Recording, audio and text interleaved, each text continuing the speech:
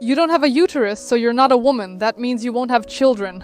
People generally assume that if you don't have a vagina, then you're like a plastic doll down there. Hi everyone, I'm Lera, I'm 26 years old, and I was born without a uterus and without a vagina. Mayer-Rokitansky-Küster-Hauser syndrome. It's congenital, it's not a disease. I didn't have any childhood illness that somehow caused this later on. At this stage of fetal development, this kind of deviation and anomaly occurs. Visually, it doesn't look any different. With this syndrome, some people may have less pronounced breasts. In my case, I have ovaries, and because I have them, my breasts develops accordingly. It's different for everyone. For some, the length of the vagina can be 4 centimeters, and for others, they don't have vagina at all.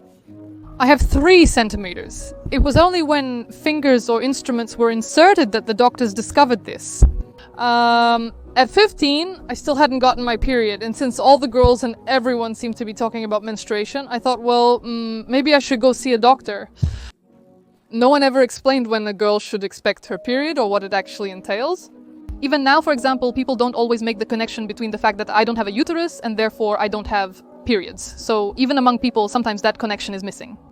My initial diagnosis and the doctor's concern was that all this menstrual blood had accumulated in the uterus during that time. They urgently needed to make a puncture there, or I would burst like a balloon, leading to dire consequences. Later, I was admitted to the hospital, and after examinations, they diagnosed this syndrome. So this is syndrome, a congenital pathology, not a diagnosis or a disease. The doctor's reaction was amazing, without any gentle attitude at all. Again, I was a teenager, everyone was yelling at me, everyone was saying the same thing. So you won't have children, how will you handle this? Go get the surgery soon. Everyone focused only on the fact that I wouldn't have children. And they pressured me a lot and yelled at me. The doctors presented it that way. Everyone went into some kind of mourning, as if I had been diagnosed with an incurable disease. My brother actually thought that I was dying, and he was really worried. My mom, of course, went into some kind of guilt, like, oh god, this happened at the stage of fetal development. So that meant she was somehow to blame. We hid it from Dad before my husband and I decided to get married, because, well, he's a man after all. It's kind of strange to say something like that, it just happened this way. The family, yes, went into some sort of exactly that. It was also very hard for them to accept. They worried about me too much. Everything was good in life, and then, yes, society told you that you have to suffer. It's terrible. Yes, of course, girlfriends talk about their periods. Or they ask, do you have a pad? And you don't know what to say. Spilling all that information and saying, you know, no, I don't need one is also kind of awkward. So, of course, yes, it was embarrassing to talk about it. I was offered vaginoplasty, which involves creating an artificial vagina. It's a serious operation where, at least based on what I was told before, now maybe the technologies have changed since then. They formed the vagina using tissue from the intestine. Let me know if this topic is okay to discuss. The other was called bouginage. Again, as I remember, it involves some, yes, instruments that basically dilate, press through the skin there. So it's not really a surgery, it's more of a procedure that takes a lot of time, and it's also quite painful. The doctors didn't explain to me why this was necessary, so everyone was just pressuring me. They were going, you won't get married because you don't have a vagina, and you need to have one so you can have a husband, so you can have vaginal sex. But again, no one explained what it would be like, how I would feel during all this, They somehow put more pressure on the fact that it will just be an opening where you can directly insert the penis. I cried a lot thinking, yes, why me? That I can't have children, I won't have sex, I won't get married, and nobody will want someone like me. The hardest thing psychologically was accepting that I am a woman and that I am feminine. Because, well, yes, you don't have a uterus, so that's it, you're not a woman. Even though I have a medical certificate, it says there that we did the tests and I am a girl. Everyone had different ideas about how you could create a vagina for yourself. And one professor, the one I was sent to, who they say had already performed this operation on some girl in Belarus, I came to him specifically for a consultation and to get a recommendation for this surgery. He didn't even examine me at that time. He just took out some glue from under the table, shaped like a phallus. It was, I don't know, about 12 centimeters long. And he said, now find something similar to this. make yourself a bandage around your waist so that it looks basically like a sumo wrestler's loincloth. And put this object on yourself so that it presses on you for 2 or 3 hours a day and walk around like that. I just didn't understand what he meant. I even asked him this question, like, love, if that's how it's done, then why can't you just have sex more often? For example, his comment was, where are you going to find such partners so persistent and determined? There was only one doctor who looked at me and looked at those 3 centimeters of mine. He told me, why? You can have sex, try it if it doesn't hurt you. I mean, I'm not forbidding you to do it. Please, you can do without this surgery. Now my vagina has already stretched to basically normal size again. I'm not sure if joking about this is appropriate, but my husband and I sometimes joke that he has a small penis, maybe around 15 centimeters or so. Since these are tissues, they have the property of stretching. So I managed without this surgery. Since I was 15, that guy who is now my husband, Vova, and I have been together for 11 years already. Everyone said that I shouldn't tell him about it because then he would leave me or stay with me out of pity. I'm sure people still think that way. We have sex. We have vaginal sex. It is put there fully at the moment. We started trying because, again, yes, as the doctor said back then, you can try, so we did. Everyone gets pleasure, but again, women don't really get pleasure from this. So basically, there's no tragedy in the fact that women don't have a vagina. The first time was with trust, not in a hurry.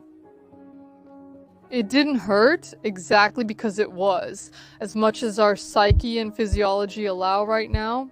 It didn't go anywhere further and only by mutual agreement.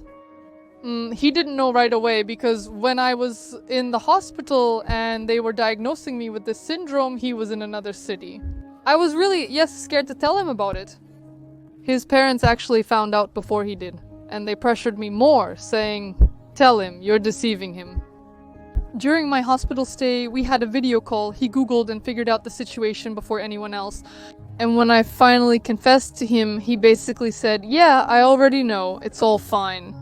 Yeah, I got it. It was just my own awkwardness kind of imposed by society that you can't talk about these things. I felt so awkward that he was kind of finishing some of my sentences for me.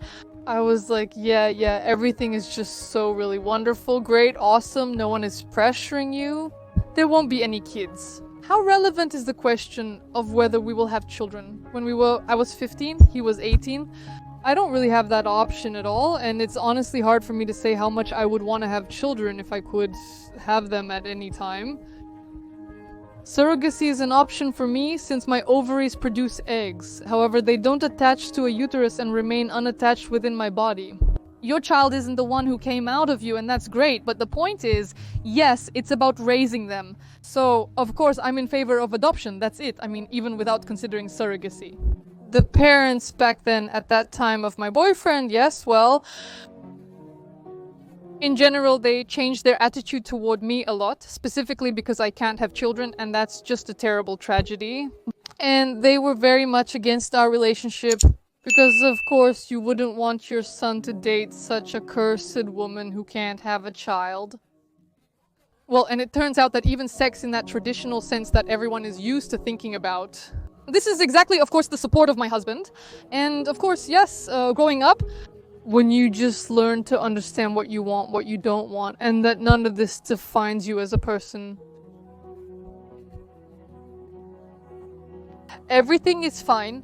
Now, thank God I feel, just like I did before I was diagnosed with this syndrome, that everything is great, I'm happy, nothing hurts, and I'm living a full life in every sense of the word. You're living a great life, nothing hurts, you don't have periods, and in the end, that's wonderful. I went to a psychologist, but not about this topic. A year ago, I went to her again, but for my own issues. We quickly got to the root of things, as one would expect. Of course, some kind of acceptance of myself and shame for my own desires and lack of desires. So yes, basically, of course, this is kind of a cornerstone of my personality, this formation and acceptance of myself. But at that time, I didn't consult a psychologist about this specific issue. It's literally just in the last few years. Actually, I live with it just fine, and I talk about it, and I've learned, and to doctors, to everyone who, of course, asks during checkups, to talk about all this and understand that there's nothing wrong with it, everything is fine, yes, everything is good. I wish that girls were told that there can be different situations that for some, yes, maybe something is missing, like there might not be a uterus or periods might not start. There are various reasons for this. Foolish people imagine that if you don't have a vagina, then you're like a plastic doll in the crotch area. They have no idea what it's supposed to or actually looks like. In general, everything is very individual, and it's really important to talk about this and educate people, both girls and boys. Why did you decide to share this story with us? That's exactly why. All girls are different, and that's completely normal. And it's exactly when I finally accepted myself and went through all of this that I really wanted to share it so that people would know that this also exists and that it's not a problem, it's not an illness, and it's nothing to be ashamed of. Being young and living without a uterus is normal.